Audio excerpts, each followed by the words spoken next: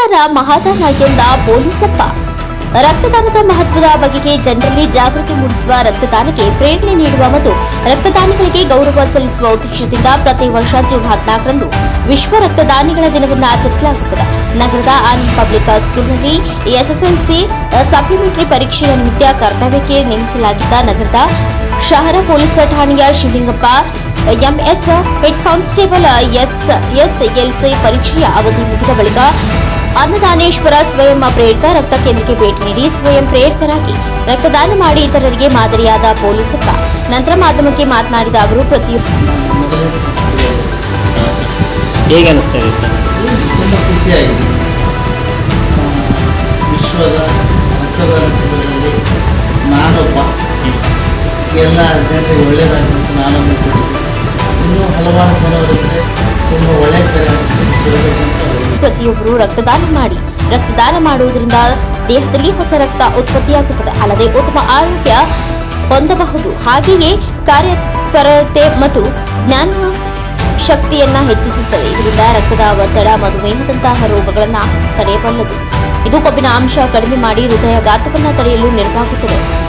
ನಂತರ ಅನ್ನದಾನೇಶ್ವರಿ ಸಂಸ್ಥೆಯ ಅವರಿಗೆ ಗೌರವಪೂರ್ವಕವಾಗಿ ಸನ್ಮಾನಿಸಿದರು. ಇತ್ತ ಅವರ ಫೋಟೋ ಸಾಮಾಜಿಕ ಜಾಲತಾಣದಲ್ಲಿ ವೈರಲ್ ಆಗುತ್ತಿದ್ದಂತೆ ಸಾರ್ವಜನಿಕರ ವಲಯದಲ್ಲಿ ಪೊಲೀಸ್ ಇಲಾಖೆಗೆ ಮೆಚ್ಚುಗೆ ವ್ಯಕ್ತಪಡಿಸಿದ್ದು ಕಂಡುಬಂತು. Venkatesh Nayak, NKS TV4 news, Sindhanur. First time sir ಕೊಡ್ತಾ ನಾನು ಮೊದಲನೇ ಸಲ ಕೊಡೋದು. ಹೇಗೆ ಅನಿಸ್ತದೆ ಸರ್? ತುಂಬ ಖುಷಿಯಾಗಿದೆ. ವಿಶ್ವದ ರಕ್ತದಾನ ಶಿಬಿರದಲ್ಲಿ ನಾನೊಬ್ಬ ಎಲ್ಲ ಜನರಿಗೆ ಒಳ್ಳೆಯದಾಗಂತ ನಾನೊಬ್ಬ ಕೊಟ್ಟಿದ್ದೀನಿ. ಇನ್ನೂ ಹಲವಾರು ಜನವರಿದ್ದರೆ ತುಂಬ ಒಳ್ಳೆಯ ಕರೆ ಆಗುತ್ತೆ, ಕೊಡಬೇಕಂತ ಅವರಿಗೆ ಜೀವಗಳು ಉಳಿತವೆ ಒಂದೇ. ಆಮೇಲೆ BP ಶುಗರು ಯಾವುದು ಬರೋಂಗಿಲ್ಲ, ಆರೋಗ್ಯಕ್ಕೆ ತುಂಬ ಒಳ್ಳೆಯದು. ಕೊಲೆಸ್ಟ್ರಾಲ್ ಕಡಿಮೆ ಆಗ್ತದೆ, ಹಾರ್ಟ್ ಅಟ್ಯಾಕ್ ಆಗಲ್ಲ. ಇನ್ನೂ ಹಲವಾರು ಲಾಭಗಳನ್ನು ಈ ರಕ್ತ ಕೊಡೋದ್ರಿಂದ ಪಡೆಯಬಹುದು.